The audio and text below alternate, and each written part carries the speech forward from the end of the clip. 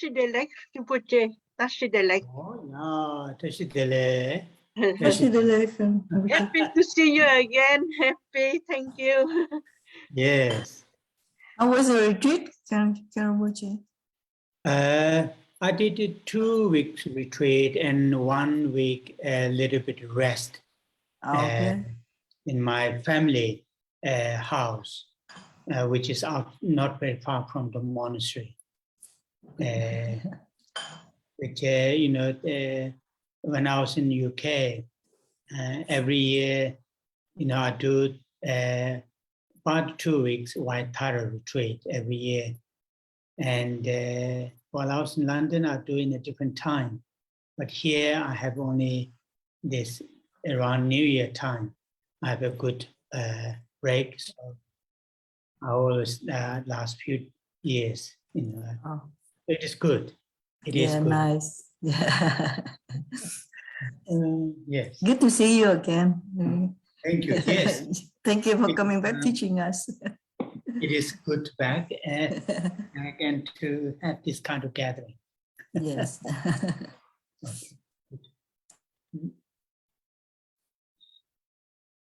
Oh, yeah.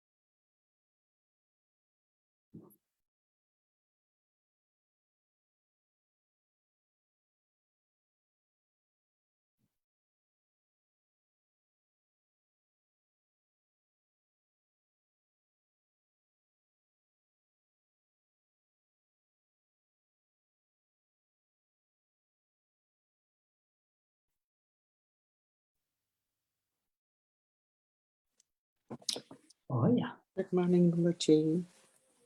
Oh, yeah. So we will start this gathering. It's almost now 8:30, just a few seconds. So we'll start this. And I want to express my greetings to everybody. Past 3 weeks, we took a break. I hope you will have, the good time during those weeks. And so today, this Saturday, we are starting, our gathering, and we are reading this very inspiring, the text as a manual how to do meditation. Quite often term is used, Guru Yoga. In here, Guru Yoga with the deity, and deity which is the embodiment of great compassion, Avalokiteshvara.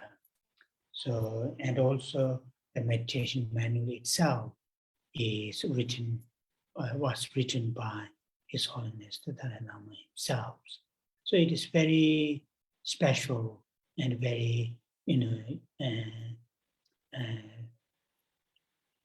also, many of us either directly or indirectly have received teachings, initiations, advice, and so forth from His Holiness the Dalai Lama. And so it is very, what's called a very special practice to do, and they're quite helpful to read the text, have a little bit, explanation what to do, how to do the meditation, in the different at the different stages. Though it is not very long, not very long meditational manual, relatively short, but it has almost all the essential things to do, the Guru Yoga with the deity, meditation. So, we have spent quite some time on this at the preliminary part, and also we finish reading the refuge, bodhicitta, and 4 immeasurable thoughts. And then, so today we are going to start the next stage, or still in a stage of preliminary or preparation part. So that's what we are going to read today. And before we do that, as you all know, always important to set the right motivation, right intention to join this gathering. And also it is part of general training of mind, always to participate in the activities with our body, speech, and mind with the positive, constructive motivation or the intention.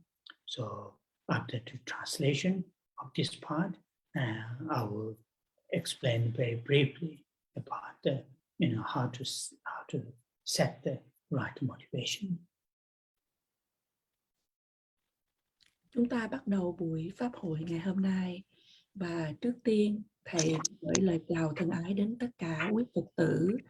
Đã 3 tuần rồi chúng ta chưa gặp, và Thầy hy vọng rằng tất cả quý vị đã có một cái thời gian thoải mái, và thứ Bảy ngày hôm nay chúng ta tụ hội để đọc về một quyển cẩm nang hay quyển sự tu tập mà rất là đem lại nhiều hứng khởi. Làm thế nào để cho chúng ta thiền quán, mà thường ở trong thuật ngữ Phật giáo gọi là Guru Yoga hay Du già Bổn Sư với vị Thiên Phật. Và ở đây vị Thiên Phật là về lòng đại bi Đức Quan Thế Âm, và quyển năng này đã viết bởi chính Đức Phật Ma, và như vậy rất là đặc biệt. Đồng thời nhiều trong số của chúng ta có thể là gián tiếp hay trực tiếp đã thọ nhận những lời điểm đạo và những lời khuyên từ chính Đức Đạt Lai Lạt Ma, và như vậy đây là sự tu tập đặc biệt đối với chúng ta. Thật là hữu ích nếu chúng ta có thể đọc về quyển để mà trì tụng này, làm thế nào để cho chúng ta thiền quán ở những giai đoạn khác nhau. Mặc dù cẩm nang này không dài, thật ra thì ngắn, nhưng mà có hầu như toàn bộ những chi tiết cần thiết chủ yếu để cho chúng ta tu tập thực hiện về Du già Bổn Sư với vị Thiên Phật. Và như vậy chúng ta đã nghe qua những buổi giảng vừa qua, những phần gọi là những phần chuẩn bị phần đầu, và chúng ta đã hoàn tất phần quy y nơi Tam Bảo, khai triển Bồ Đề Tâm và Tứ Vô Lượng Tâm. Và hôm nay chúng ta đến giai đoạn mới, nhưng mà vẫn ở trong phần chuẩn bị. Và trước khi chúng ta làm điều đó thì luôn luôn để cho chúng ta tạo một cái động cơ thích hợp, một động cơ đúng đắn để chúng ta tham dự buổi Pháp hội. Và đây cũng đồng thời là một phần của sự luyện tâm của mình, chủ yếu là qua thân, khẩu và ý, để chúng ta tạo dựng một động cơ tích cực, một động cơ xây dựng. Và Thầy sẽ giảng cho quý vị về làm thế nào để cho chúng ta tạo được một cái động cơ tích cực, một động cơ xây dựng. So when we talk about, positive motivation, positive intention, when we engage in activities, events, either routine or some kind of unique special events, there are different levels of positive and constructive motivation that we can set, that we can set. But for us as a follower of the teachings of the Buddha, and also within the teachings of the Buddha, many of us follow Bodhisattvayana teaching, or sometimes called Mahayana teachings, and the Vajrayana teachings. Then, our motivation, motivation or the intention before engaging into events, the best is, the refuge, mind taking refuge, and bodhicitta. If we, all the time, when we engage in activities, routine activities or unique activities, when we engage in those activities with these two mental states, with these two minds, mind taking refuge in three jewels, and the altruistic awakened mind, bodhicitta, then all our daily activities, routine activities, or unique special practice, the meditation, recitation, they all become part of our spiritual journey.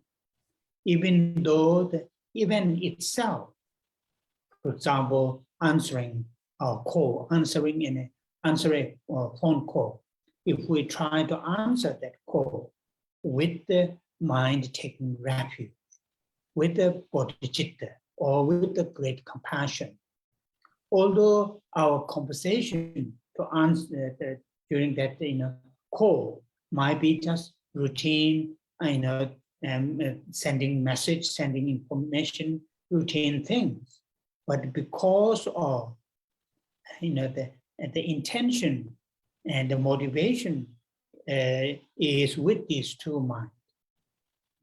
The conversation, having the chat or having conversation is the just routine and just normal worldly conversation, but because of the motivation which set, make difference, big difference. Without having those two motivations or intentions and having same chat, or with these two motivations, with these two motivations, having the chat is not gossip, is not some kind of just worldly chat. It will be part of our spiritual journey. And also, if we train ourselves to engage in these activities with these two mental states, then we will see the what you call the benefits of having spiritual path in our life. We will see the difference between I'm not saying we are higher, we are better. I'm not saying that difference when I say difference, but we will see the difference. The having these two minds as a main motivation to chat, and without these two minds, because when we chat with these two minds as a motivation, then there isn't that much room, there isn't that much space, to have conversation with harmful conversation, because bodhicitta mind is there, and there isn't in the conversation there won't be element of harming others, because there's a refuge. Mind taking refuge is within ourselves. Therefore, minimum, what you call the part of our practice, taking refuge. Minimum is intentionally not harming others. Taking refuge in Dharma, the minimum, what we have to do is intentionally not harming others. When that kind of mental state is in there, in our mind, in our heart, then when we chat with others, there's no space, there's no room within that chat to occur harmful chat, harmful conversation. So that is something, then we will see the benefits. We will see the benefits of having spiritual part in our lives. I may have shared this with you, but I always feel that is very important. Sometimes somehow there's a gap. There's a gap. Our spiritual activities and our routine activities. Our spiritual activities are not close to our routine activities. When there's a gap, then difficult to see the benefits, having the spirituality, spiritual part in our lives. When less gap, much closer, and in fact, these two are almost, one. There's no separation. This is my spiritual, activities. This is my routine daily activities. Not in that kind of separation. If there's these two are in one, though activities might be routine, but in that activities, with these two minds are really there, then I would say these two are two in one. Then we will see the benefits. So therefore, for us, the best motivation to set in the morning, at the beginning of the particular activity, at the beginning of the practice, best motivation that we can set is holding the mind, taking refuge in three jewels and the bodhicitta.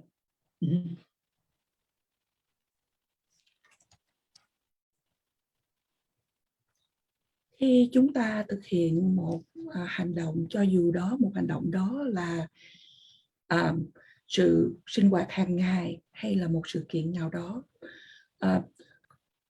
động cơ mà chúng ta có thể mà tạo dựng cho mình nên là động cơ tích cực hay động cơ có tính cách xây dựng.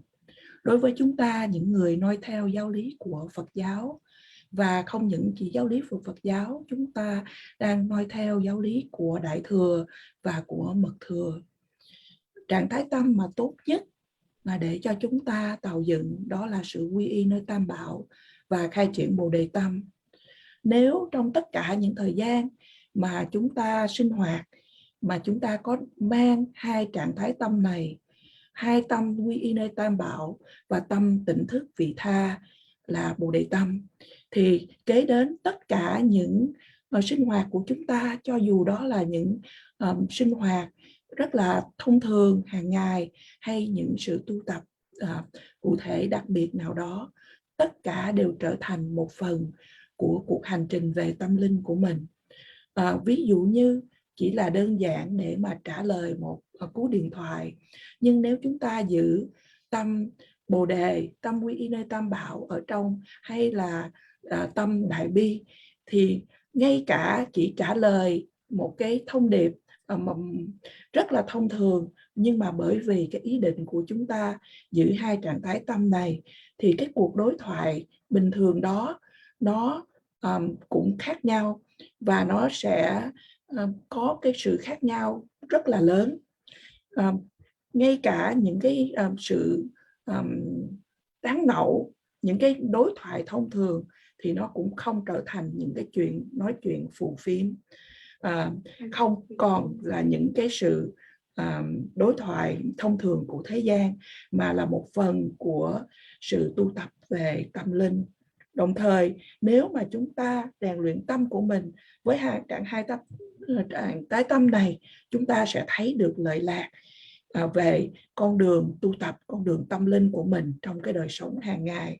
Điều này không có nghĩa là thầy nói rằng là chúng ta coi mình là cao cả hơn, tốt đẹp hơn những người khác. Nhưng mà thầy nói rằng là chúng ta thấy được cái sự khác nhau khi mà chúng ta cũng đối thoại, nói chuyện với hai tâm này, tâm quy y nơi tam bảo và tâm khai triển bồ đề tâm ở trong tâm, và sự nói chuyện mà không có mang hai tâm này. Bởi vì khi chúng ta mang hai tâm này thì không còn những cái khoảng trống nào, không còn cái mức độ nào để mà chúng ta có những cái ý định để hãm hại những người khác. Và giảm thiểu là chúng ta khi mà nói chuyện chúng ta không có ý định để mà hãm hại người khác. Và như vậy với trạng thái tâm đó thì chúng ta đối thoại, nói chuyện với những người khác thì nó sẽ đem lại cho cái lợi ích cho cuộc sống hàng ngày của chúng ta. Và như vậy rất là quan trọng, bởi vì đôi khi là nó có cái gap hay là cái khoảng trống, cái khoảng cách giữa những cái sinh hoạt mà chúng ta thực hiện về tâm linh hay là những sinh hoạt hàng ngày của chúng ta có những cái khoảng cách. Thì nếu mà cái khoảng cách nó càng lớn thì chúng ta không có nhận được lợi lạc. Và khi cái khoảng cách này, cái sự sai biệt này nó ít lại hay gần như là nó không có tách rời nhau giữa những hành động về mà mang tính chất về tâm linh và những hành động, những sinh hoạt hàng ngày của chúng ta, mà nó gần như là cả hai mà trở thành một. Thì mặc dù đây là tất cả những cái sinh hoạt, những cái hành động là những cái sinh hoạt hàng ngày, nhưng mà chúng ta sẽ thấy được những lợi ích, những lợi lạc. Do đó, động cơ tốt nhất để chúng ta tạo dựng vào mỗi buổi sáng hay bắt đầu những cái công việc hay những sự tu tập là chúng ta giữ tâm quy y nơi tam bảo và khai triển bồ đề tâm. So now the taking refuge as just to recall our previous, the discussion, taking refuge in three jewels, very from our heart, depth of our heart, then it requires, the two important, the understandings, two important understandings within ourselves. Not just intellectual understanding, also intellectual understanding is important, but also intellectual understanding with the heart connection. So the two important understandings are the understanding of the qualities of the Buddha, qualities of the Dharma, and the qualities of the Sangha. That is the first important understanding, which I have mentioned from time to time. The understanding of the qualities of the three jewels. For example, qualities of the Buddha or the Buddhas, if we said many, or the Buddha, the historical Buddha, quality of the Buddha is, what you call the fully awakened being, fully awakened in the sense, the great compassion and the wisdom are fully, completely cultivated, developed. In that sense, fully awakened being, not just fully awakened being, fully awakened in the sense, what you call the great compassion and the wisdom. These two are fully, completely developed, but out of these two, to show or to teach the path or the Dharma, all living beings, not particular selections, to all living beings. Out of those two, fully developed great compassion and the wisdom. So in that sense, in a very what's called the nutshell, in the qualities of the Buddha. Qualities of the Buddha. And the qualities of the Dharma in a very essence. Qualities of Dharma means, the completely, fully, eliminated or eradicated afflictions and seeds or the propensities of the afflictions, and the path to leads to that kind of cessation, the cessation of complete, fully eradication or cessation of, the afflictions and their seeds. That's the essence, of the Dharma, and we need to understand. And the Sangha, the qualities, essence of the qualities of Sangha, have realized emptiness or selflessness directly, and with that realization, to support other people, other beings who are interested in the spiritual journey, in the spiritual. So that kind of understanding of that kind of qualities of the three jewels is one out of those two important understanding that requires us to have a really, strong mind to take refuge. That's the first one.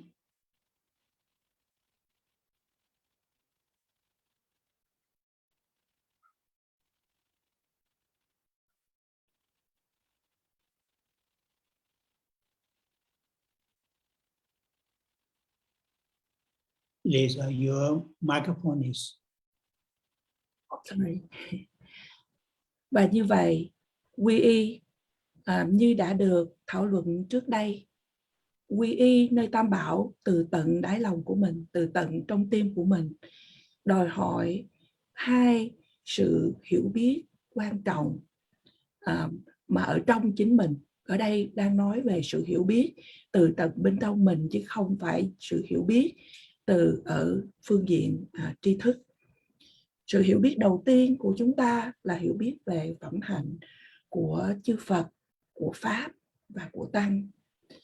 Những điều này Thầy cũng đã nhắc cho chúng ta trước đây. Ví dụ như khi chúng ta hiểu biết về phẩm hạnh của Đức Phật lịch sử, Đức Phật Thích Ca là một đấng hoàn toàn tỉnh thức. Ngài tỉnh thức trong một cái chiều hướng rằng là lòng đại bi và trí tuệ của Ngài đã hoàn toàn được khai triển, hoàn toàn được trưởng dưỡng.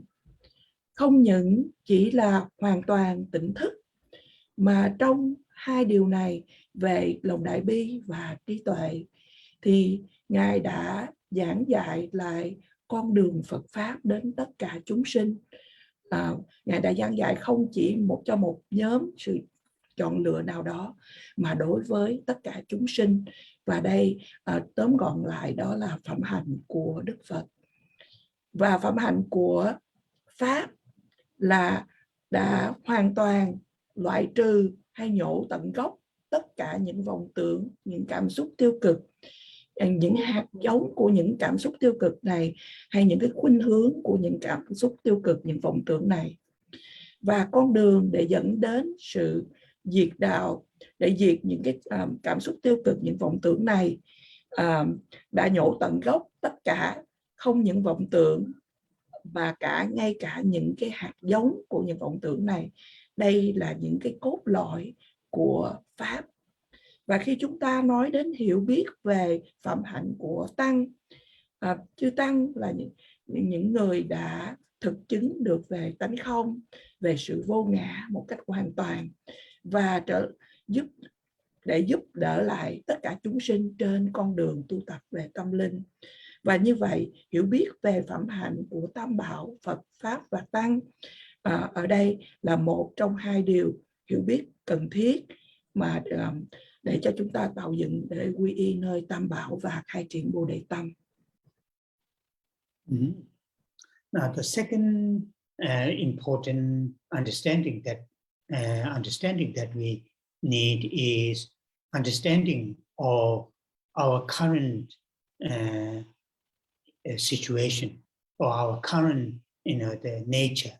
That is, though we are very fortunate, we are very lucky to be born as a human, and also have a very amazing, facilities to practice Dharma and also to enjoy the worldly things. But still, we are not free from attachment, aversion, and ignorance, which these three are called three poisons in the Buddhist literature, in the Buddhist teachings. So we are not free from these three poisons. Because of that, many of our activities, physical, verbal, and mental activities, are very much led by or influenced by these three poisons. Therefore, these activities become what normally we call negative karma or negative action. And these negative actions have impact to ourselves as well as to others, right here and now and in the long term. So that is our current situation. And as long as we are not free from these three poisons, we will not have a genuine, long-lasting sense of freedom, sense of joy, sense of fulfillment. Though we may experience samsaric sense of joy, happiness, fulfillment when we gain certain samsaric things, but we will not have, as long as these three poisons stays within us, within our mental state, we will not experience genuine, long-lasting happiness. And that is our current situation. Sometimes I use the term unenlightened states, unenlightened beings that we are. As long as we are in unenlightened states, then we are subject to go through different layers of sufferings and pains. And that understanding of our current situation, our current status, which is unenlightened status, or we can say samsaric beings. If we understand that if we have that understanding, then that understanding will, leads us to take refuge. So these two understandings, which I mentioned, first understanding is understanding of the qualities of the three jewels, and the second understanding is understanding of our current nature of unenlightened existence, our current status, which is unenlightened existence status. These two understandings are key factors within us to have a mind take refuge in Buddha as our teacher, Dharma as to cultivate within ourselves, to apply in our daily lives, and Sangha as our spiritual friends. Sự hiểu biết quan trọng thứ nhì mà chúng ta cần phải trưởng dưỡng, đó là sự hiểu biết về tình trạng hiện tại của chúng ta, sự tồn tại hiện tại của chúng ta. Mặc dù chúng ta đang may mắn được tái sinh làm thân người và chúng ta có đủ những phương tiện rất là tuyệt vời để mà chúng ta, những điều kiện tuyệt vời để chúng ta tu tập Phật Pháp, hay để cho chúng ta nhận được những cái niềm vui của thế gian. Tuy nhiên, chúng ta vẫn chưa thoát khỏi từ tham, sân và si, hay trong thuật ngữ Phật Pháp của chúng ta thường gọi là 3 độc hay tam độc, tham, sân, si. Chúng ta chưa thoát khỏi từ 3 điều này.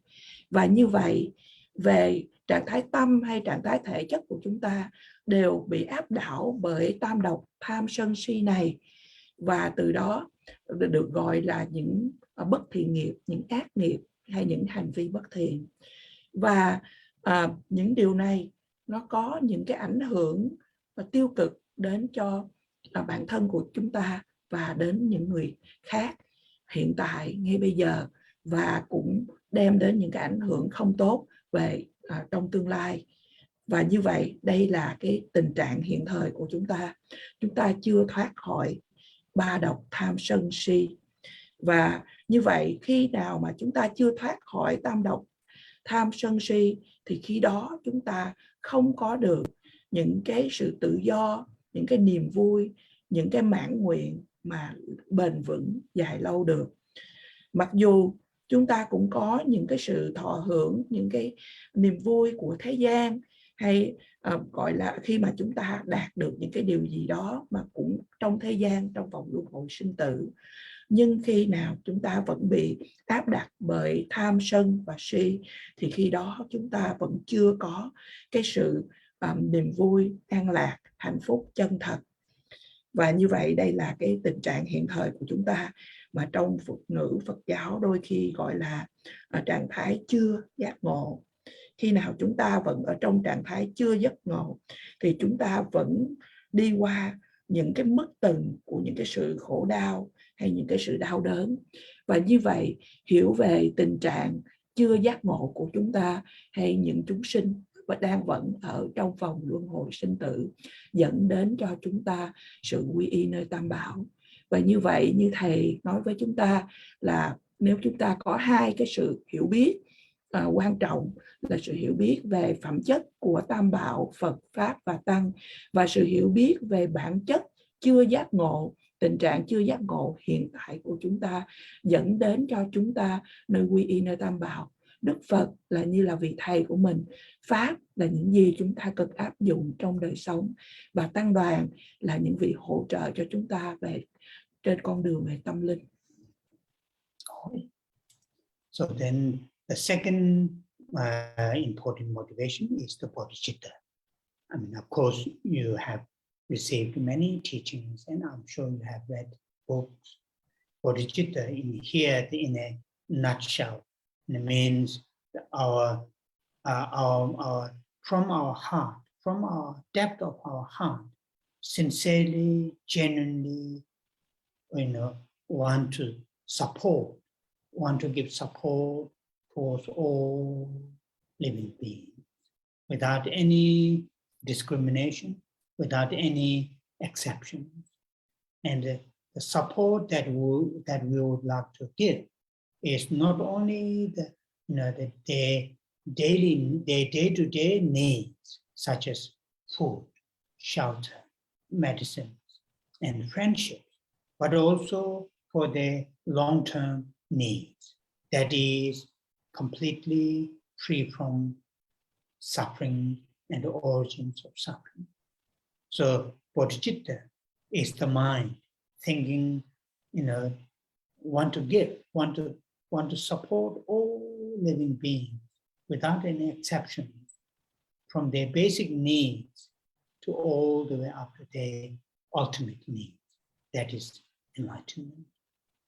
For that purpose, I work myself to experience fully awakened mind.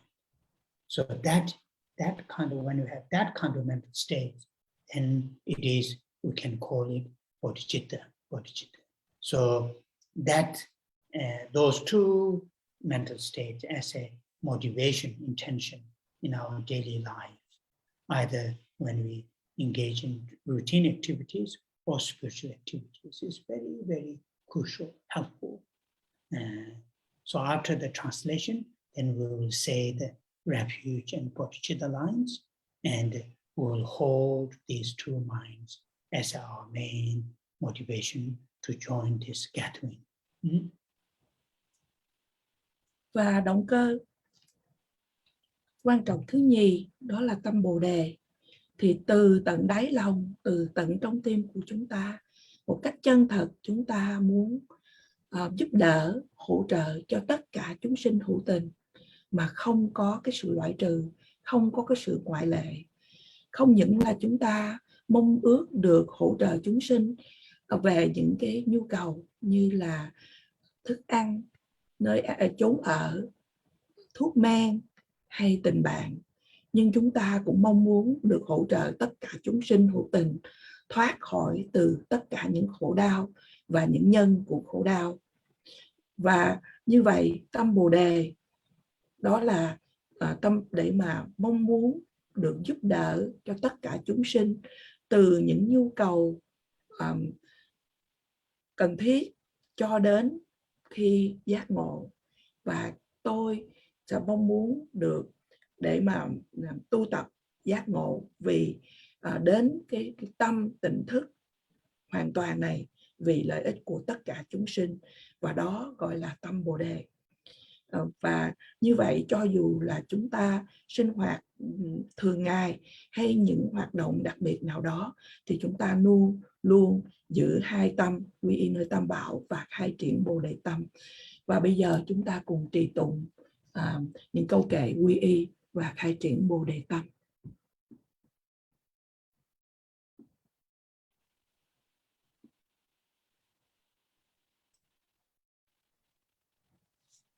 Sanje chedan soji chonam chanju hwado dani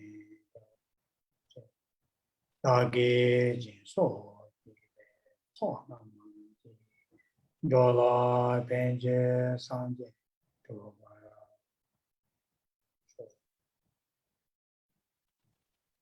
sanje chedan soji chanjo vado dani chato che dage jinso jibe chon jola benje sanje to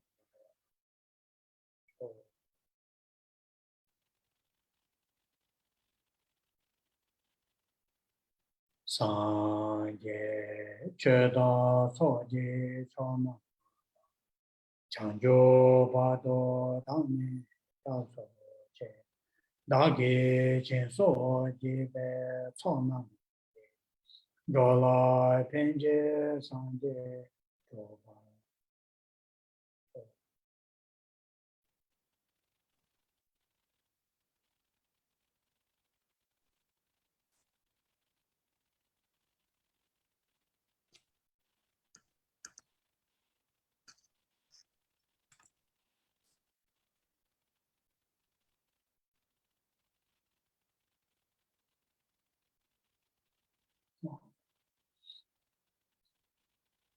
the mind taking refuge and bodhicitta as our main motivation here.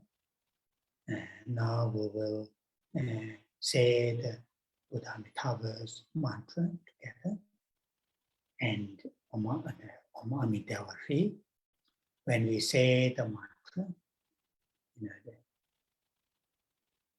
in the aspect of the multicolored lights, in the nature of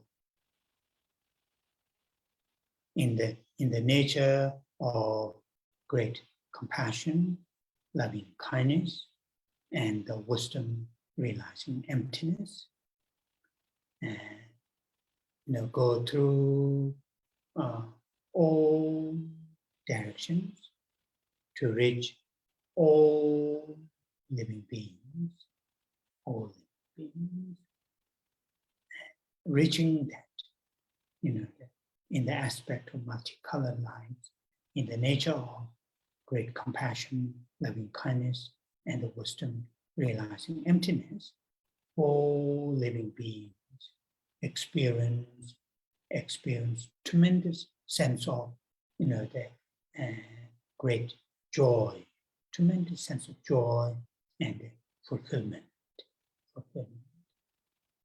And so hold that kind of visualization and strong that kind of feeling while we are reciting the mantra,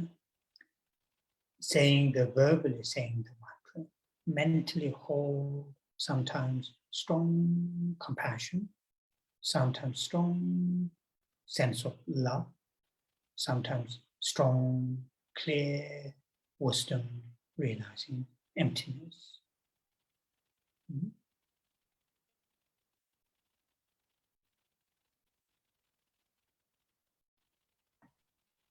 Và bây giờ chúng ta cùng trì tụng với Thầy câu mật chú của Đức Phật A-di-đà.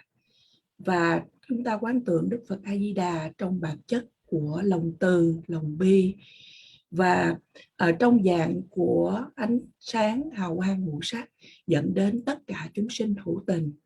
Và tất cả chúng sinh hữu tình trải nghiệm được những niềm vui, những cái sự thỏa mãn. Và chúng ta cùng trì tụng câu mật chú. Trong khi chúng ta cùng trì tụng câu mật chú, quý vị nên khai triển lòng từ, lòng bi và trí tuệ thực chứng tánh không.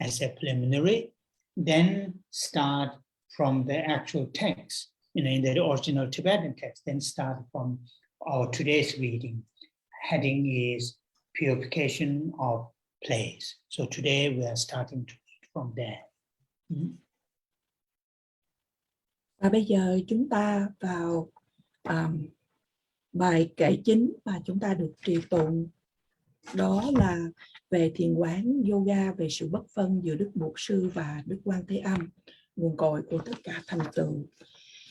Và thầy đã giải thích cho chúng ta về tứ vô lượng tâm, hoàn tất về điều này, về thiền quán về điều này. Thật là hữu ích nếu chúng ta có thể tu tập để thiền quán mỗi từng về tứ vô lượng tâm một. Thì cho dù thiền quán này được rất là phổ thông ở trong thiền nguyên thủy, hệ thống nguyên thủy về Bồ Tát Thừa hay về Mật Thừa, thì chúng ta tu tập thiền quán về lòng từ, lòng bi, lòng tùy hỷ và lòng xả, thật là giúp ích để cho chúng ta tu tập những điều này. Và hôm nay chúng ta, thầy nhắc là ở qua trang thứ 4, nhưng mà ở đây là thầy đang nói về quyển mà chỉ có trong tiếng Anh mà thôi. Thì trong cái quyển mà chúng ta có tiếng Việt, tiếng Anh và tiếng Tây Tạng, thì chúng ta đã hoàn tất phần trang 4 và chúng ta qua giữa trang 5. Đó là cầu hộ trì tịnh hóa môi trường xung quanh và những phẩm vật cúng dường như sau, quý vị thấy ở giữa trang. Và những bài trước đầu tiên như là quy y nơi tam bảo, khai triệt bồ đề tâm và tứ vô lượng tâm, thì ở trong quyển gốc mà Đức Đạt Lai Lạt Ma viết thì Ngài chỉ viết một dòng là đây là những điều cần thiết để mà chúng ta làm chuẩn bị, và kế đó vào cái sự tu tập chính. Và bây giờ chúng ta vào cái sự tu tập chính đã được viết bằng tiếng Tây Tạng do Đức Đạt Lai Lạt Ma viết. Oh yeah. So now the heading, it says purification of place. It is really very much in the face value. It is very much symbolic. For example, if we are inviting important guests to our to our home, to our place, what we will do, we'll make that place very clean, decorate, make nice, isn't it? That is how we normally do. And similar to that, here, this is the, after the refuge, bodhicitta, for immeasurable thoughts. Now this is the, the preparation, saying to, I'm going to invite important guests. I'm going to invite important guests. So to do that, then the place should be not necessarily a physical place, but symbolically the place should be very clean, very nice, and very smooth, and so on and so forth. And that is what this first verse, but also it has another meaning. It has another meaning. Another meaning is very much to our, to clean, to cleanse our motivation, our intention, because later we are going to meditate, visualize, our root guru, in this case is Holiness Dalai Lama, and the meditation of deity, what you call the Tsering. We are going to invite them in front of us. To do that, our mental state should be very clean in the sense there's no, the worldly intention, as very, very sort of, free from pure self-interest, free from egoistic mind, and so on and so forth. So this verse has two sort of meaning. On the one hand, face value meaning, we are going to invite or invite or visualize this, the guru, one's own guru, and one's own meditational deity. To do that, making the environment, making the place very clean, very tidy, and so on and so forth, as worldly that we do. And on the other hand, on the other meaning is later we are going to visualize our root guru and the meditational deity and invite them in front of us. Then to do that, our intention, our motivation should be as clear, as clean as possible, without self-centered mind, without the egoistic mind, and in that sense, cleansing. So this is what the summary of the meaning of this verse. So in Tibetan, Tamje Tune Sashita, the first line. As in the English, it says, may the surface of the earth in every direction. So Tamje means every, all. So here they translated every direction. Tamje Tune. Sashi is the earth or the place, Sashita. So surface of the earth, all the directions of the surface of the earth. Tamje Tune Sashita. Tamje is all, Sashi is the earth, surface of the earth. Tamje Tune Sashita. That is the plural. Okay, maybe translate that on. I'm going too long. Và như vậy ở trang 5 chúng ta bắt đầu nói đến tịnh hóa nơi chốn. Đây là những điều mà tượng trưng. Ví dụ như khi chúng ta mời một vị khách quan trọng đến nhà hay đến nơi chốn của chúng ta thì chúng ta dọn dẹp và làm bày biện cho đẹp mắt. Thầy hỏi rằng là có đúng hay không? Và ở đây sau khi mà chúng ta quy y nơi Tam Bảo, khai triển Bồ Đề Tâm và trì tụng tứ vô lượng tâm, và chúng ta nói rằng là chúng ta thỉnh mời một vị khách quan trọng đến một cái nơi chốn, có thể là không phải là một cái nơi chốn thật sự, nhưng mà là một cái nơi đẹp mà chúng ta mời đến. Và đây là cái câu kệ 4 dòng kệ mà của tịnh hóa nơi chốn. Và cũng có một cái ý nghĩa khác, đó là cái sự thanh tịnh hóa hay là rửa sạch đi. Thì ở đây là thanh tịnh hóa hay là làm rửa sạch đi những cái ý định, những cái động cơ của chúng ta. Bởi vì khi chúng ta trễ hơn, chúng ta sẽ mời đến là vị bổn sư của chúng ta ở trong phạm vi này là Đức Đạt Lai Lạt Ma, và vị Thiên Phật chính là Đức Quan Thế Âm, và chúng ta thỉnh mời hai vị đến ở trước mặt của chúng ta. Và như vậy trạng thái tâm của chúng ta thật nên là một cái trạng thái tâm thanh tịnh, được gội rửa, được sạch và thoát khỏi từ những sự bẩn nhơ, những cái sự mà mối bận tâm chỉ là tư lợi hay là về tự ngã. Và như vậy trước tiên ở đây có hai ý nghĩa. Trước tiên là chúng ta thỉnh mời vị bổn sư và vị Thiên Phật đến, và để làm như vậy thì chúng ta dọn dẹp môi trường, làm cho nó gọn ghẽ, sạch sẽ, cũng giống như là ở trong thế gian mà chúng ta làm như vậy. Và một cái ý nghĩa khác là sau này chúng ta sẽ mời Đức Bổn Sư và vị Thiên Phật đến trước mặt chúng ta, và như vậy những cái ý định, động cơ của chúng ta nên thật là trong sạch càng tốt, và như vậy chúng ta gội rửa của mình. Và đó là cái tóm tắt của câu kệ. Và như quý vị thấy ở dòng đầu của câu kệ này nói đến tham chê tu nghị sashita, thì tam chê ở đây thầy nói là tất cả, hay được dịch là tất cả mọi hướng, và sashi ở đây là mặt đất, tác là cái số nhiều, thì mặt đất và tất cả mặt đất. Yeah. And the second line in Tibetan, sekma. Sekma literally means, small pieces of stones, stones or any rough bits of sticks or any kind of that which is not create unsmooth surface of the earth, like a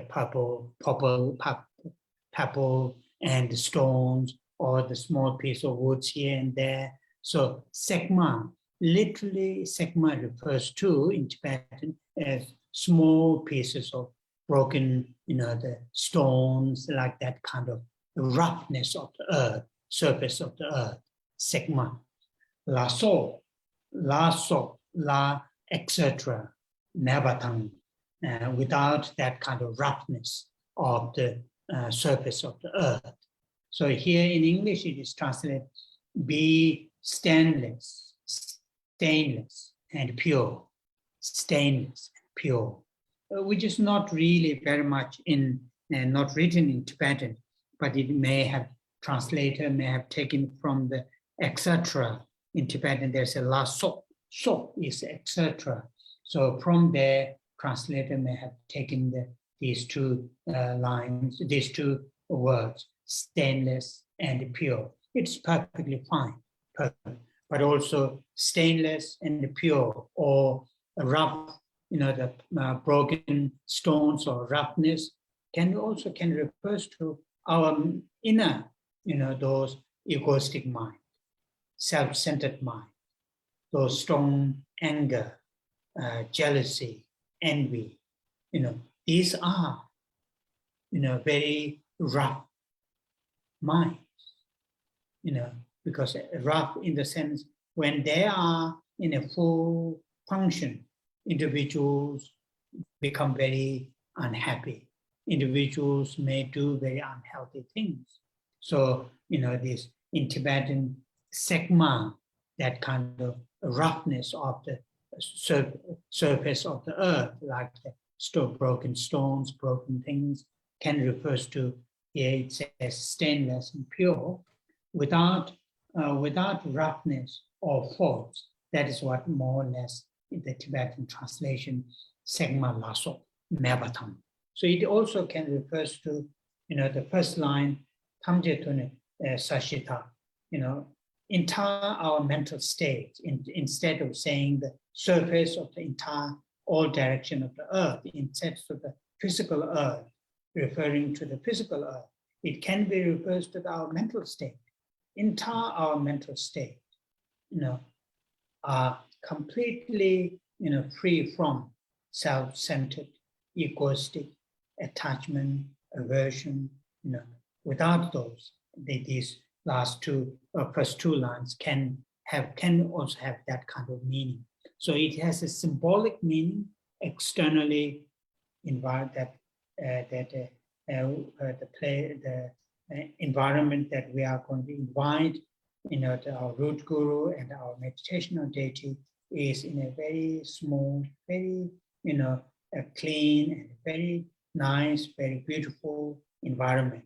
We can look at it that way externally. Also, it can be looked at internally, as I mentioned.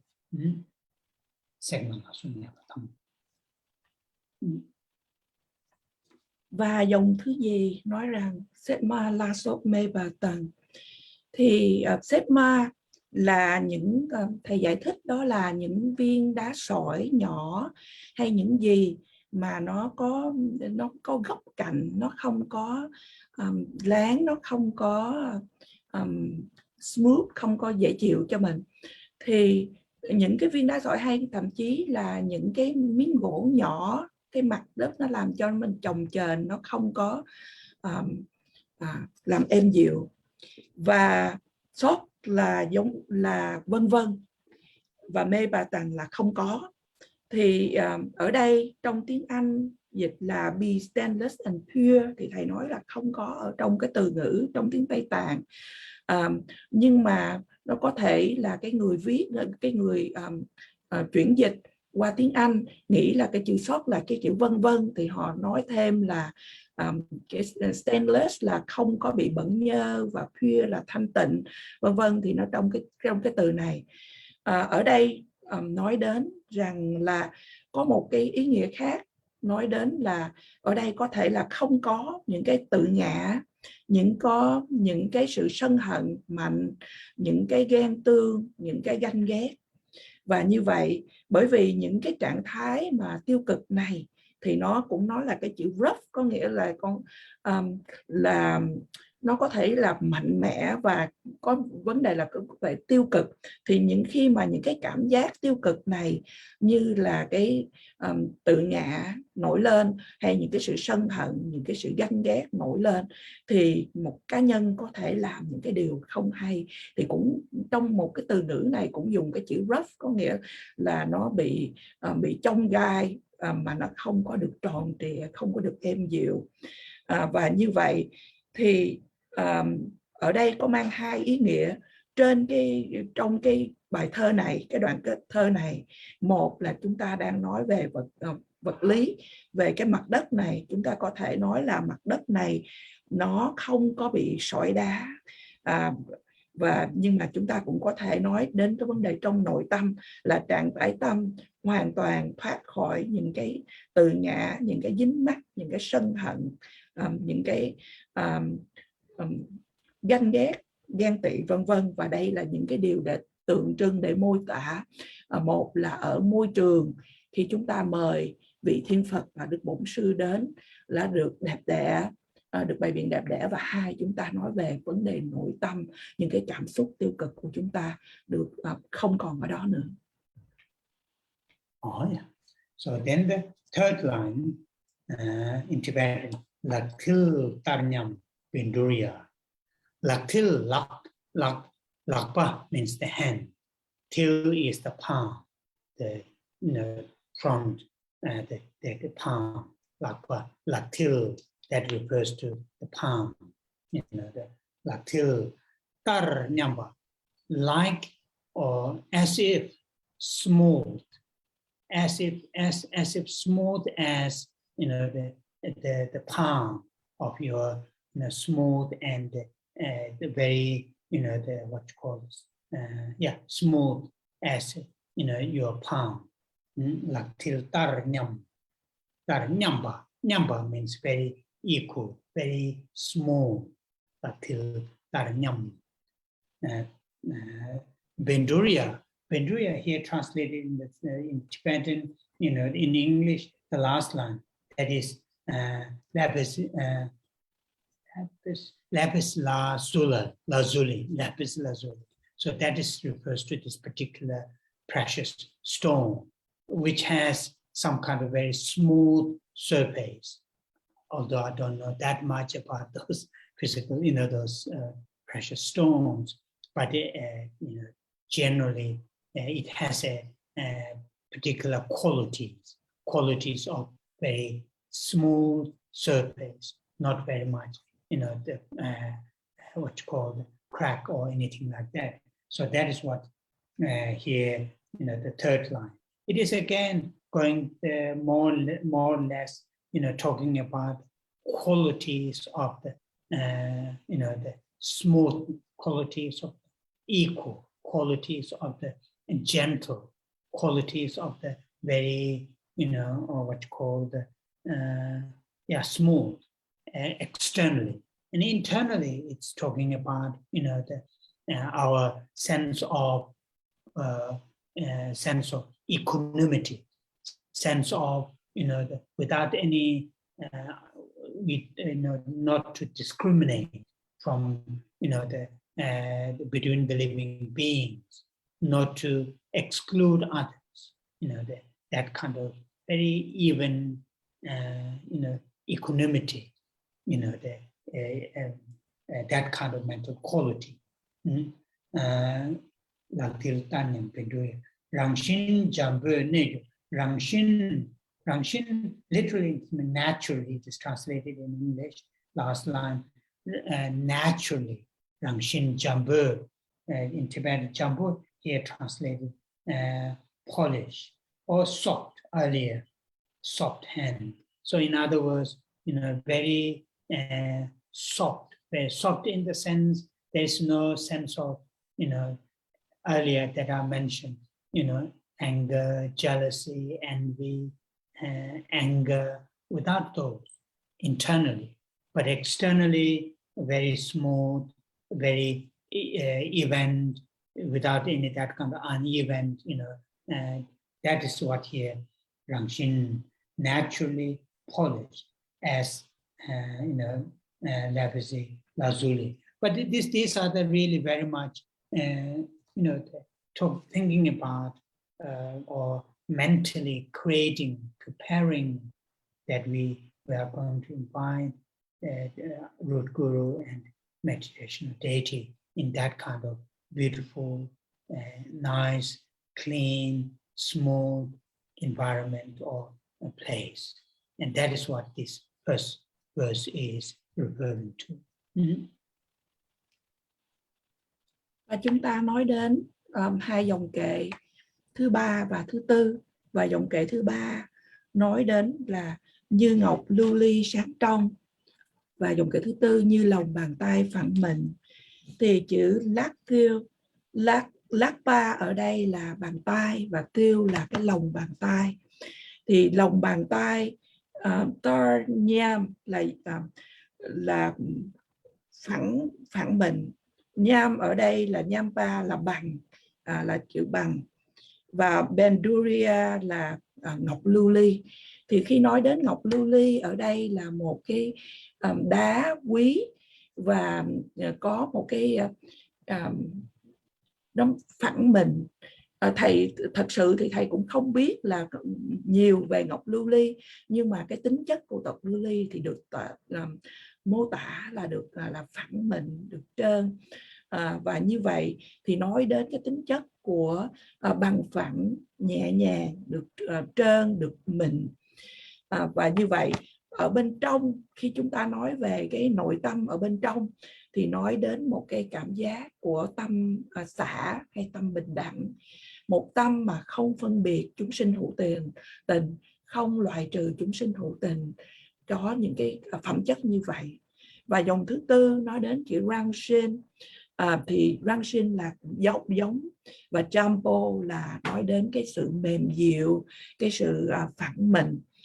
Thì ở đây mô tả ở phía bên trong nội tâm thì những cảm xúc sẽ không có những cảm xúc tiêu cực như là sân hận, ganh ghét, ganh tị, vân vân. Và ở bên ngoài thì nói đến, mô tả đến cái môi trường khi mà chúng ta để thỉnh mời chư Phật và Đức Bổn Sư đến, thì cái môi trường nó phải được êm dịu, được phẳng mình, được thật là đẹp đẽ. Oh yeah. So this verse is very commonly recited when we do some practices. It is something very useful, particularly when we do the Vajrayana practice, because in the Vajrayana practice, it involves strong imagination, imagining. When we visualize our root guru, strongly imagining root guru is present in front of us. Similar to that, to do this strong imagination that guru be present in front of us, then it is also very helpful to create the place, where the root guru is invited. That place be created as beautiful as possible, as nice as possible. Again, quite often in a very strong imagining. And in that process, this verse is recited. The entire space that we are going to visualize, invite Guru and the meditation deity as a beautiful and smooth, gentle, very There's no faults. There's no, what's called roughness. Very smooth, very beautiful, nicely decorated. This is what useful to train our mind, because as I just said, in the Vajrayana, there is a strong imagination need to be there. So to do that, then need to build from the bottom. Then it become real. It will become real in the sense mentally, imaginally, become like a very real. Just visualizing the Guru without creating the environment mentally, and then it will not work that well. And this is, a very beautiful verse. And as I said, it can be looked at from the externally making beautiful. Also, it can be understood as internally beautiful. Our mental states are pure, clean, from the egoistic, self-centered, and so on and so forth. Và đoạn kệ này thông thường được trì tụng khi mà chúng ta thực hiện những cái sự tu tập. Bởi vì thật là hữu ích ở trong sự tu tập của mật tông là đòi hỏi bao gồm có những cái sự quán tưởng hay cái sự tưởng tượng rất là mạnh mẽ, rất là mãnh liệt. Khi chúng ta quán tưởng đến một vị bổn sư, chúng ta quán tưởng vị bổn sư ở trước mặt của chúng ta, và như vậy giúp ích nếu mà chúng ta tạo được một cái nơi chốn mà chúng ta tạo từ cái tâm ý của mình, một nơi chốn thật là đẹp đẽ, thật là tuyệt vời, càng đẹp càng tốt. Và như vậy đòi hỏi có cái sự tưởng tượng, cái sự quán tưởng rất là mãnh liệt. Toàn bộ không gian mà chúng ta quán tưởng để chúng ta thỉnh mời Đức Bổn Sư và vị Thương Phật đến thì phải đẹp và phải phẳng mình, không có những cái lỗi, những cái thiếu sót nào hết, và không có những cái góc cạnh nào hết. Thì đây là những cái hình ảnh, những cái điều mà hữu ích để mà chúng ta rèn luyện tâm của mình. Bởi vì ở trong mật tông thì chúng đòi hỏi có bao gồm có sự quán tưởng mãnh liệt, và như vậy chúng ta cần phải xây dựng lên từ ở dưới để đi lên, và như vậy để mà nó mới trở thành cái sự thật cho chúng ta. Nếu mà chúng ta thỉnh mời Đức Bổn Sư đến mà chúng ta không có tạo ra một cái môi trường đẹp để thỉnh mời, thì cái phần quán tưởng của chúng ta nó cũng ít nhiều không có được thích hợp, không có được đúng. Và cũng như thầy nói ở trong đoạn kệ này thì chúng ta quán tưởng không những là ở bên ngoài, những cái yếu tố bên ngoài một môi trường đẹp để chúng ta thỉnh mời chư Phật, Đức Bổn Sư và Đức Thiên Phật đến, mà ở bên trong là chúng ta cũng tạo ra một cái hoàn cảnh mà không có những cảm xúc tiêu cực như là tự ngã, tham, sân, si, vân vân. Oh yeah. So we'll leave it here today, and we'll say the 21 Thara prayers and the long life prayer dedication. Và chúng ta chấm dứt buổi thuyết pháp ngày hôm nay, và bây giờ chúng ta cùng trì tụng tán thán 21 vị độ mẫu, và sau đó là phần hồi hướng và cầu nguyện trường thọ đến Đức Dalai Lama. Om Geshe Ma Dharma La Cha Se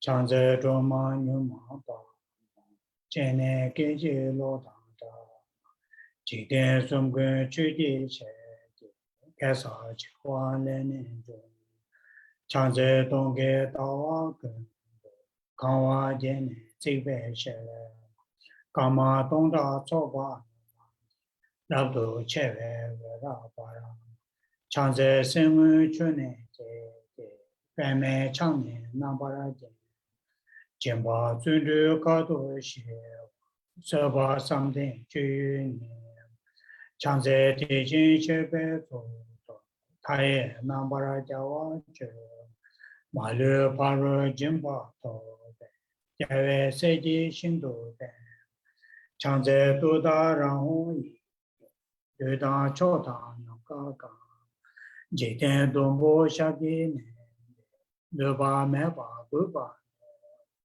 Chanze Jajin Mela Chang Nola Naso Wanchu Che Jumbo Rola Tisa Namata Nijin Soti Dune Chanze Teje Chadang Teje Paru Chugo Rabdo Jo Ego Yunjang Shabi Nebara Chuba Shindo Bara Chanze Turi Jiwa Chen Gui Pao Nambara Chuji Shane Tony Dao Tamje Malu Se Chanze Kunjo Sumzen Cha Seme Toga Nambara Malu Choji Kolo Rangi Veji Sonam Chanze Radu Gawa Wajin Veji Chanwa Sheba Rapshi Dudara Dudan Jiden Wandu Chanze Sashi Kyungwe Tamje Buba Numa Tony Yewa Yige Humba Tamje Nambara Chanze Dawe Dumbu Yamba Tamje Shindo Bara Rebe Tune Bane Tabara Shindo Chanze Gebe Taman Bare Chingwe Une Yejang Yungum Gune Dai Hune Nambara Jo Chanze Sashi Ngala Cha Tegi Nujin Shabi Tony Jenze Yige Limba Dumbo Nam Chanze Dema Gema Shi Nyangen Deshi Jun Soa Omda Yanda Diba Chembo Chomba Chanze Kune Koravaka Dai Lune Nambara Ige Jube Ngane Diba Humle Tomani Chanze Turi Shamne Da Honge Nambe Sabun Era Meda Radan Jiden Sumna Yowan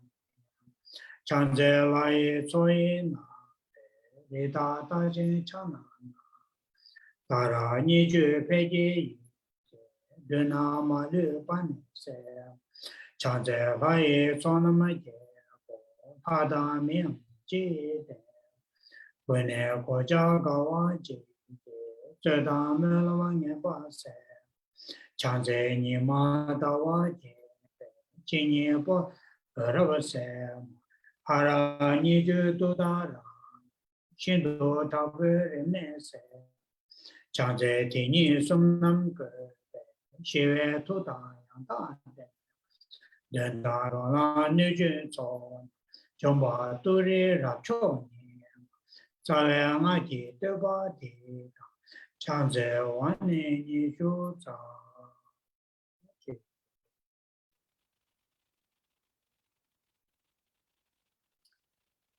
Chanjo Senjo Rimbo Maje Panama Jeju Deva Nyamba Meba Kone Kondo Pewa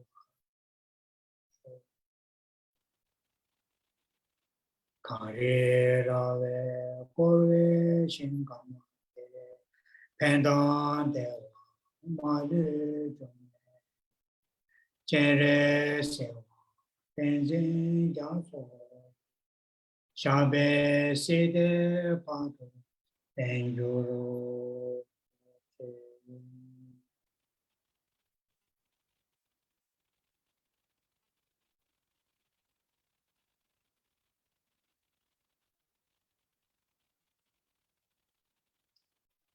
Oh yeah, thank you.